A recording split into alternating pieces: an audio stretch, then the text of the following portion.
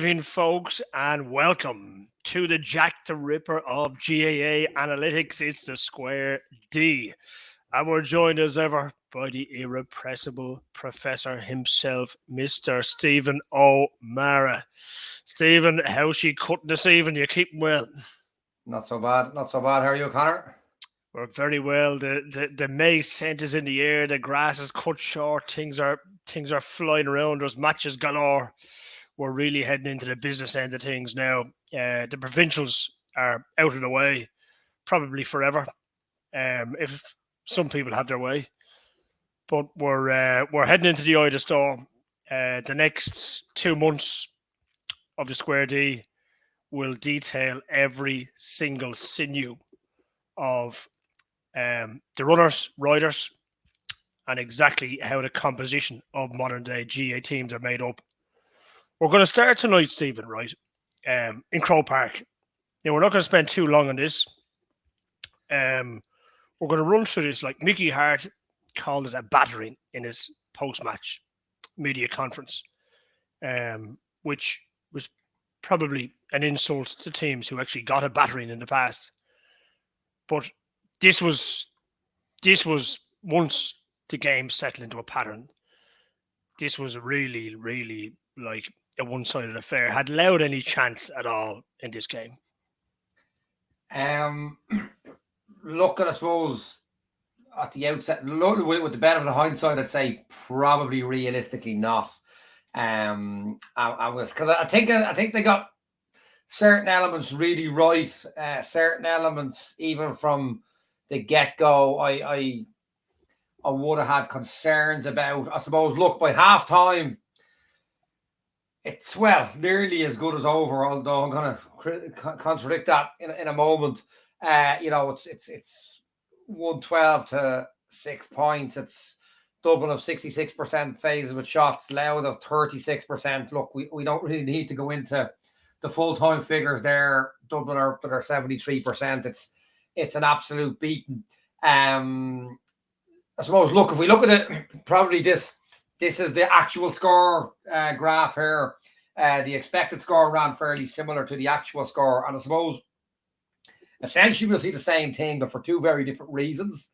In the first half, you can see Louth are thereabouts. We're actually leading up until around the 11th, 12th minute. And we can say they're still in the game up until the 20th minute.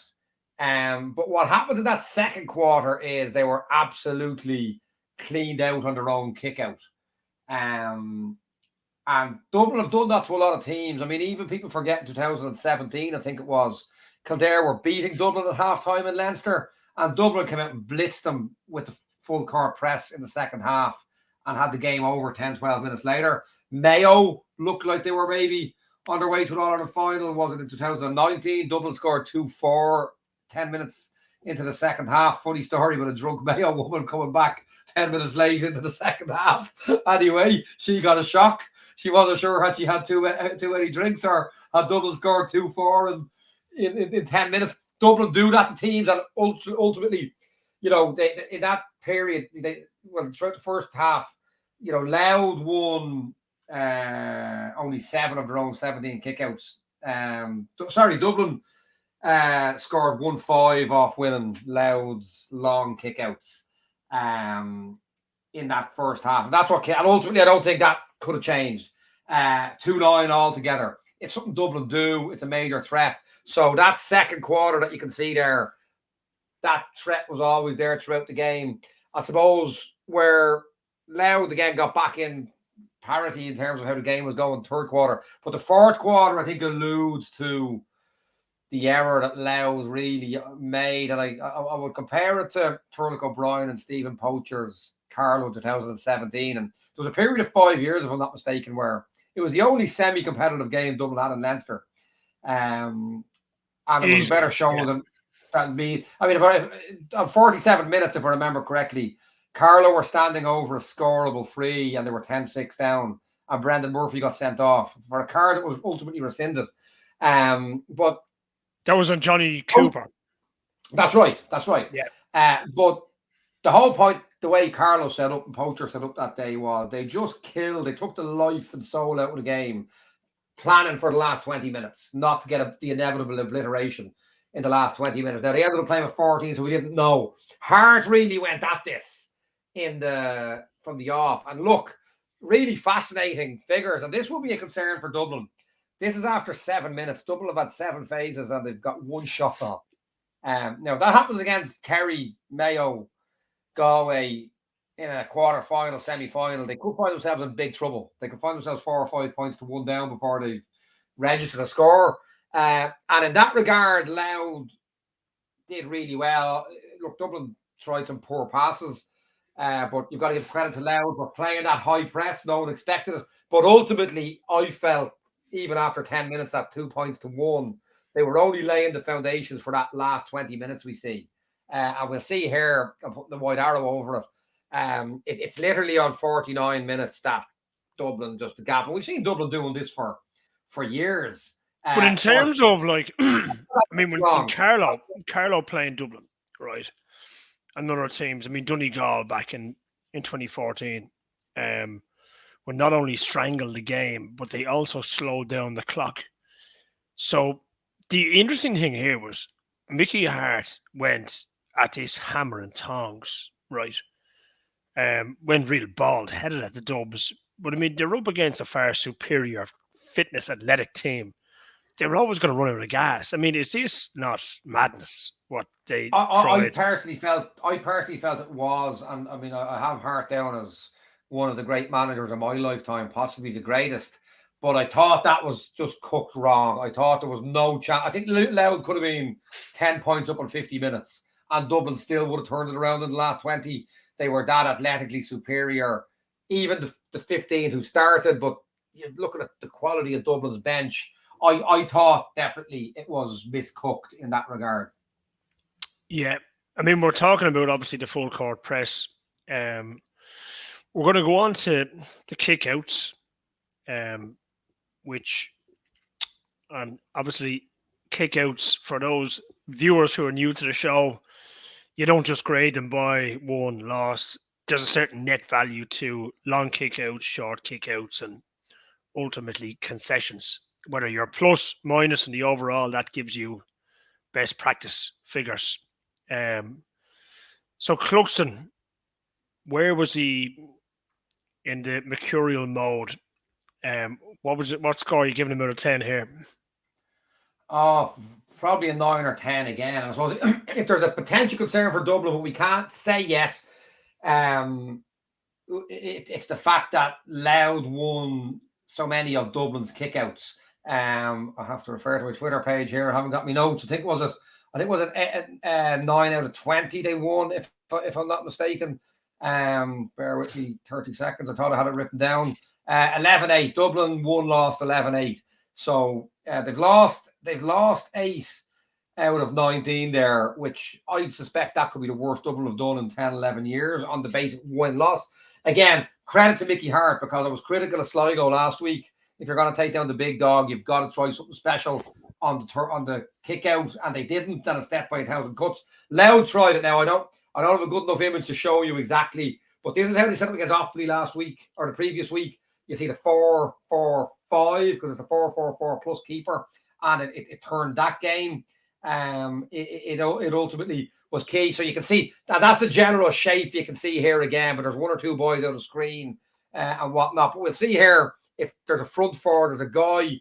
That arrow on the front line, there is a guy out of screen. So the front line of 4, middle bank of 4, and then you've got another 4 that we can see there.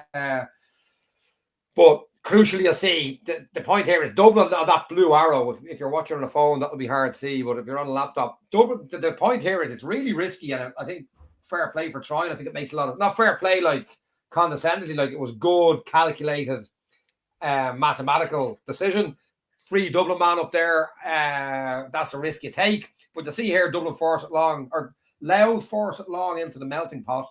And you can see there's more Louth bodies around there. It's probably a 60-40 for Louth, and they win it. So that would, on one hand, you can say that's a concern for Dublin, because I don't ever remember Dublin, and I have a lot of data on them. I don't think I ever remember Dublin losing that proportion of kickouts. So that's potentially a concern. Saying that, we look at this one, and you talk about Cluxton, he's the master. We see here, looks like nothing's on. He's about to go long.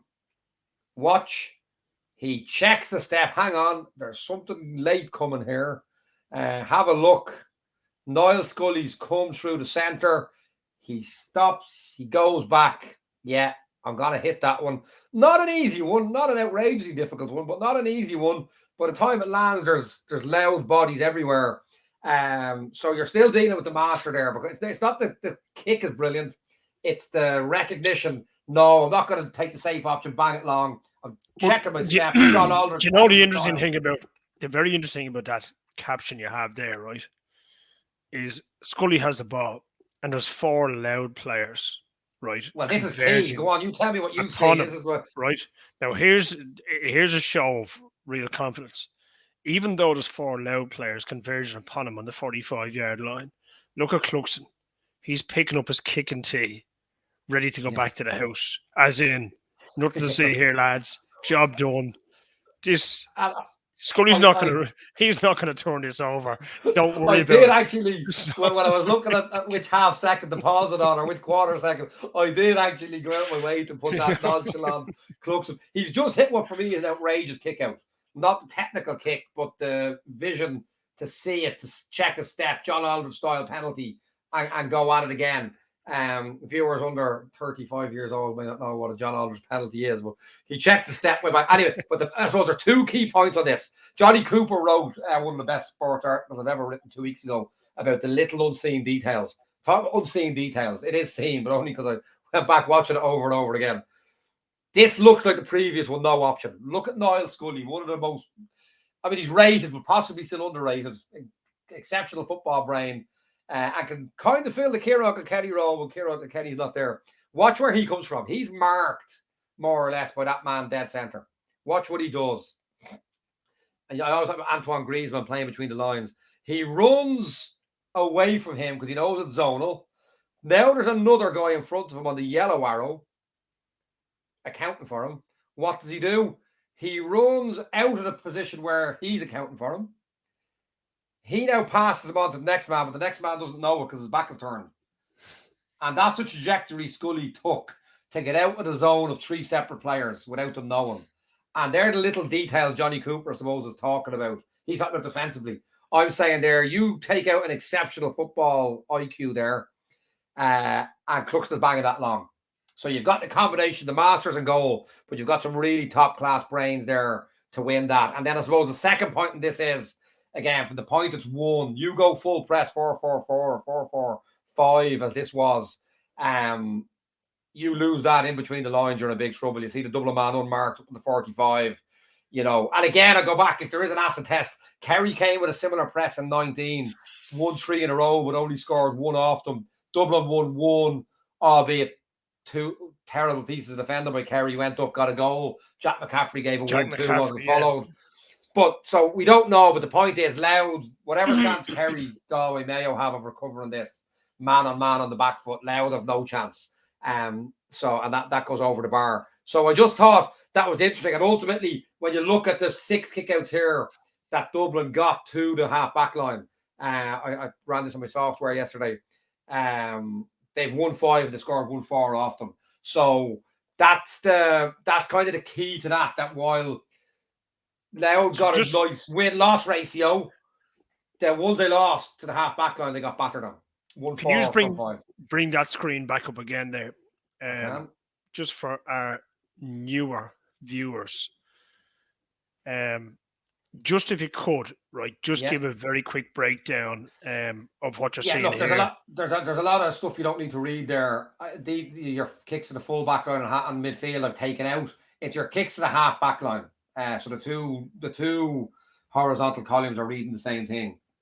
So take your pick. Let's look at the red one at the brown one at the bottom. Dublin have won 6.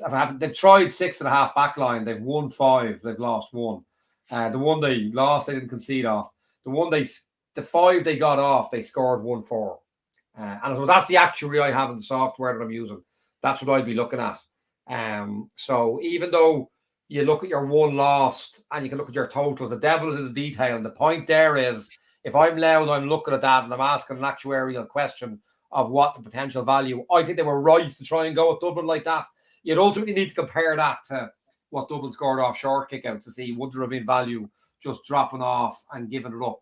But ultimately, the total there of the 5 kickouts to the half back line that Dublin won into that press, for the reasons we've seen there, you're caught with your pants down and a man unmarked down the road. They've scored on every one of them and a goal on one of those. See, the frightening thing about this is with a lot of coaches or performance analysts listening in, they would grade like your successful completed kickouts. So what we saw the other week was Roscommon against Galway, where Roscommon won 23 of 23 kickouts in that match. But yet, Yes. where once Galway stopped kicking the, I mean, Johnny Heaney kicked the ball, a couple of balls into the sweeper. They stopped doing that. Galway pulverised them. But if you were just to go by successful completed metrics, you got to be careful here with when you're on kickouts, because Galway were happy enough to concede a kick out for Peter Cook to shepherd them down. They had a plan once they got the ball.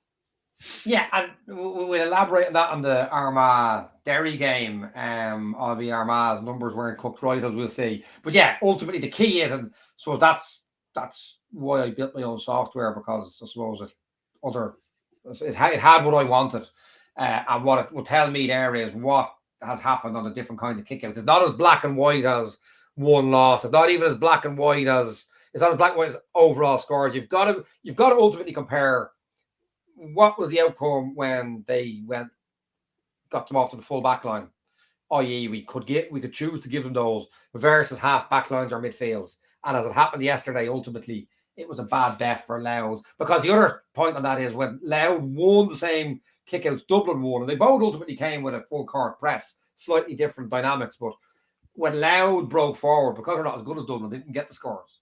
I think they got 2 points from the 8 they won, whereas Dublin scored 2-9 from the ones they won. But that's ultimately about the difference in quality. But ultimately, yeah, that's the heel of the hunt. Yeah. Well, look, we're going to move on. We're going to Clonus for what was a thriller. I actually watched this in Jury's hotel with about 3,000 Louth fans. Interestingly, most of them were cheering on Derry. The red and white shone through at some stage anyway. But penalty shootout, it was an absolute, in terms of excitement, look at it was high on attitude, low on manure at different times. But we're going to look at the first half, right? And I think we'd all agree the first half was very much an old school Ulster football style. Well, old school, new school, more so the ultra high possession. And again, and Derry took the guts of 4 minutes with their first play, and suppose you were thinking, here we go again, an Ulster final like Donegal Derry last year, which again I pointed out was highly efficient, but maybe not the best crack ever to watch until the last 5 minutes. But you'll see it here again. And actually, what I tweeted yesterday had Derry on 75%, but that counted the last phase before half time. I thought I'd lost you. You're back. No. That counted the last phase before half time, which isn't a turnover, it's just a referee blew the whistle. We'll see it's 80% and 80% phases with shots. Now, the expected score per shot isn't that high. There was a lot of shooting from distance, shooting under a bit of pressure, but ultimately it's a real modern Ulster game. Hands on ball, possession, and it changes. Just expected score per 10 phases: 5.3 to Derry, 4.5 to Armagh. So Derry deserved their lead, even if the goal came slightly fortuitously, and not brilliant goalkeeping by Rafferty. That's the flip side of obviously putting an outfielder in goals. But we'll see the second half, it drops radically on Derry's side anyway. Expected score per 10 phases of 3.7. Armagh up at 4.2. So it's really interesting. There's your overall. It is closer to that National League average of 4 per 10. But typically the Ulster teams are well above that. Derry in particular. But again, Derry aren't playing Division 1 teams week in, week out. So we don't know, we've got to get more data on that. But yeah, it changed radically in the second half, which we'll look at first. But I suppose the key point, I suppose, to begin with is the kickouts. And I thought Armagh's kick out. Armagh. Yeah, it was Armagh's press on the kick out. I found it interesting. And look, this is up to 29 minutes. And I separated the game from the first 29 minutes and then after. That's the 70-minute phase. And here's Derry's kick outs up to 29 minutes. 9 out of 9, right? And 8 of them are handy enough hands on ball. Whereas Armagh have 4 hands on ball, easy enough. And they've been forced long 4 times. 1-2, lost 2. Now, what I find really notable of this is the real statistical analytical piece. For me, Armagh have just cooked the numbers wrong in advance of this game, and I'll show you why. You go back to those numbers. Sorry, let me go back to these numbers very briefly. Derry expected score per 10 phases 5.3, total score per 10 phases 5.3. That's what Derry are scoring. Unless Armagh have some reason to believe they can do a better job on Derry's defence, on Derry's offence than other teams, they're the figures you have to expect. Now, Armagh's defensive figures in the league were marginally worse than average against Division 1 teams. So unless they do something radical in the last couple of weeks or met the lad that gave Jack the Magic Bean, you've got to expect if Derry get hands on ball, they're going to score. What's the logical conclusion? Press them on kickouts from start to finish. Now, maybe they said, let's give it 4 or 5 and see. This is the first kick out of the game. The first kick out of the game. It's a free, so they have all the time in the world to set up and press if they want. Do they? No, they give it up. Now, I find this bizarre. Then it was about 6 kickouts in. They started trying to press, but they got it very wrong. And a lot of this we'll see. You'll see here in the white oval. It was hard to tell one team from the other, so I need my ovals and my arrows. The white oval is they are now trying to kind of mark outside on a cluster. You see the white oval is a Derry man running, but the Armagh man who should be marking them doesn't see it. Now, if you see in the white oval to the right, there's 2 Armagh lads following. It's the Derry man still could be hit, but there's 2 lads following, which means there's somebody unmarked on the far side. You see on the white arrow, that's a Derry man. And now you have a 3v2, and it's just clipped out. So the first 9 kickouts for me were an actuarial disaster because they gave up the first 5 or 6. And then a structural disaster, harsh, but structurally poor on the next 3 until it finally changed. But the key thing on this is, and this is the data I'd be running during the game, and if you hadn't got your data done beforehand, and there's no reason why they shouldn't have had that data and operated off it, I can't fathom it in modern football, if I'm being honest. Derry have got 9 kickouts off, 8 to the full back line. So we look up here, F back plus, that means it was hit more than 9.5 seconds after the ball went dead. They've got 8 hands on ball to the full back line. They scored 1-3 and they've conceded 1 point on the turnover. So they've got a profit of 0.63 points per short kick out.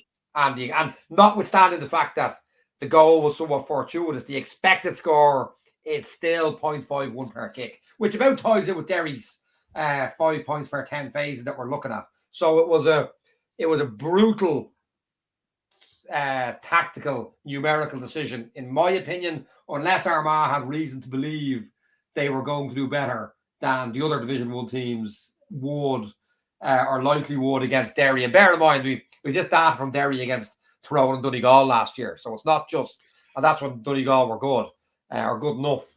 So it was for me, and there's the figures after 29 minutes. Total score per 10 phases, Derry 5.4 per 10, 4.9 expected. So for me, it was a massive error. They changed, and after getting a few of them badly wrong, to give them their dues, and this again goes back to that Niall Scully point, the little details. Now, there's significant forensic on Derry, how they apply this. I won't go into them because they are a state secret.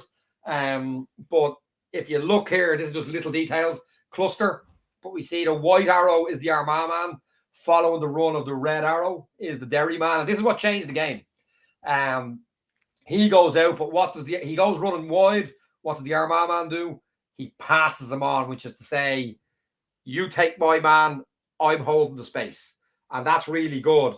Derry go again. You see this runner in the oval, just on the tip of the... He goes, but you see the body language of the Armagh man. I think it might be Murden.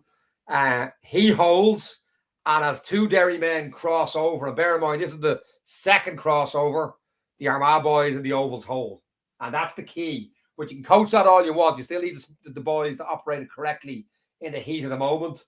I'm not sparing blushes. I can't actually see who some of those boys are further at the field. But the boys in the previous one made a dog's dinner of it. These boys do it brilliantly. And all of a sudden, we're here, squeaky bum time is you got to blow me up for too long. And now there is a run out, but it's over.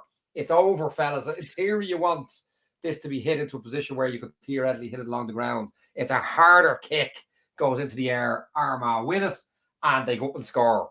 And again, that changed. And from the rest of the game on, there's Derry's kickouts. All of a sudden, it's flipped completely. Armagh starting to win Derry's kickouts. Armagh start getting... Well, Armagh got 100% off for the rest of the 70 minutes. And again, now we look at the figures. Derry have won 8, scored 3. Slightly less than they had already. But the key is Armagh have... We're looking at the orange here, which is your totals with your longs and your shorts. But they've been forced long on 6. They've been blown up on the D on 1 for taking too long. They've gone now from making an expected profit of 0.51 to an expected profit of 0.08 per kick. 3-2 from 13 as opposed to a 5-point profit from 9. And you see Armagh getting hands on ball mostly. They've won 9 out of 9, scored 5 points. The game flipped massively on the kickouts. And again, from an Armagh point of view, the decision not to press up in the first place was a poor one, but it got rectified. And it's ultimately what probably turned the game. So, I mean, look, we've seen Derry in the Division 2 final against Dublin get absolutely annihilated. Armagh last year played off Galway in a classic extra time.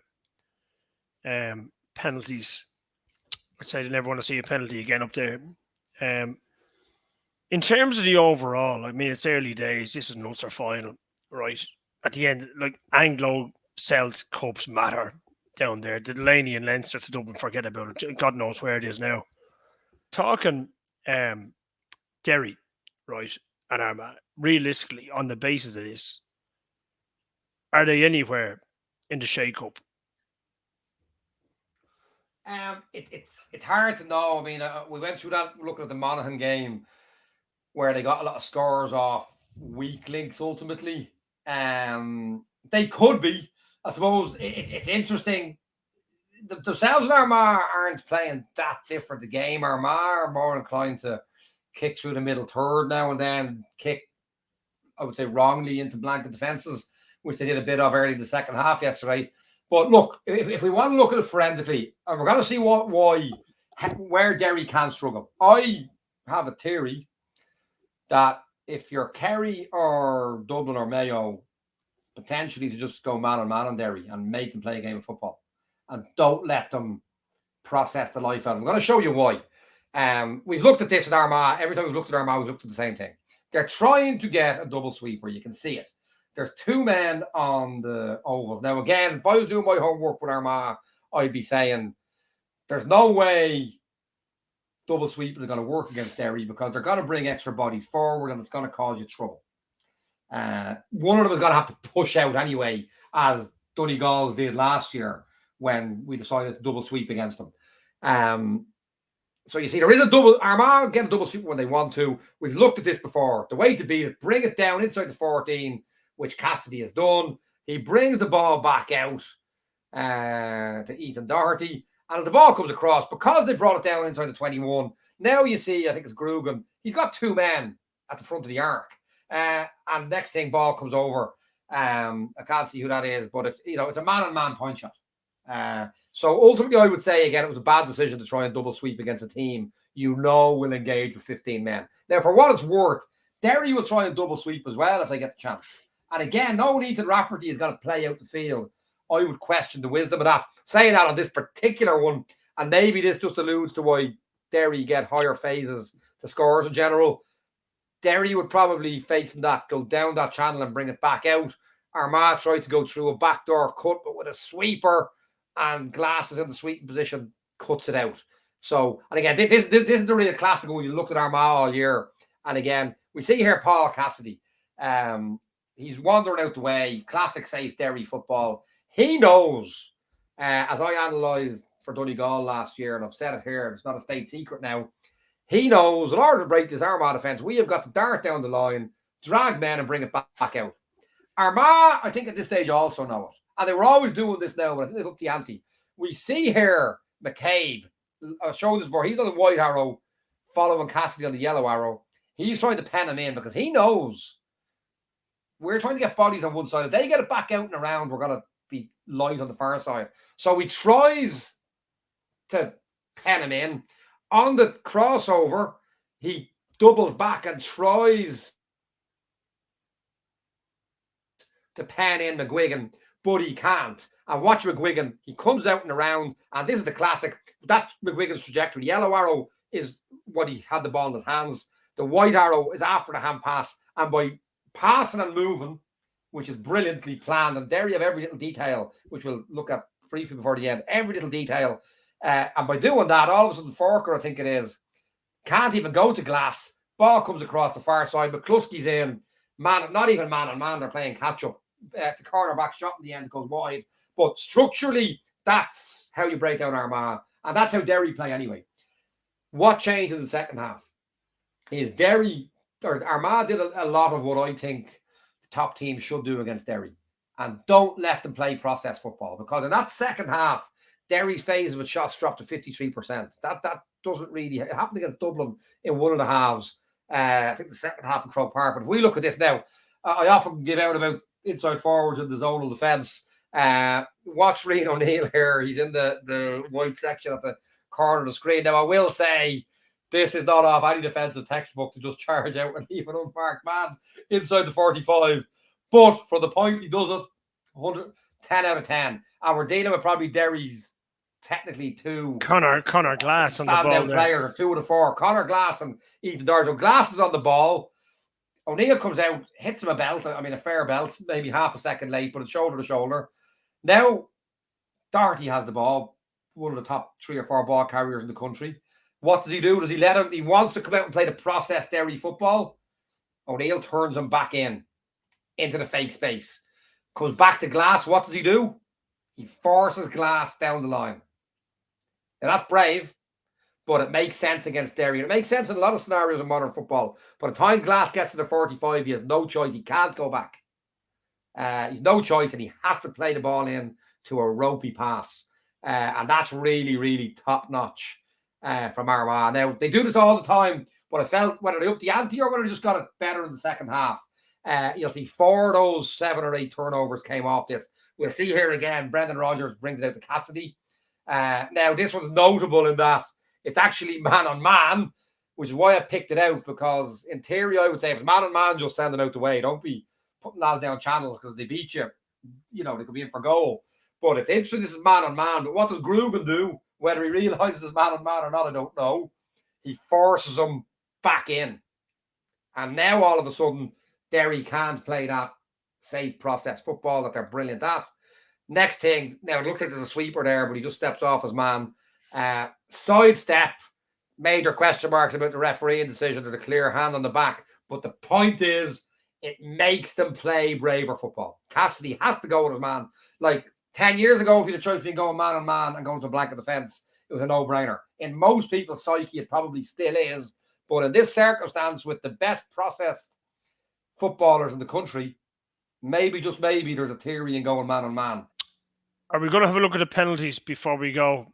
Look, so briefly, I was tempted. The devil was inside me. I was tempted to put up Armagh unlucky on penalties. It was a draw, unexpected score. They got a very unfortunate injury during the penalties. Which, well, again, you look at every detail. I don't want to give them all away because I've learned a lot. We're hoping McGuigan makes a speedy recovery and we send them all the best.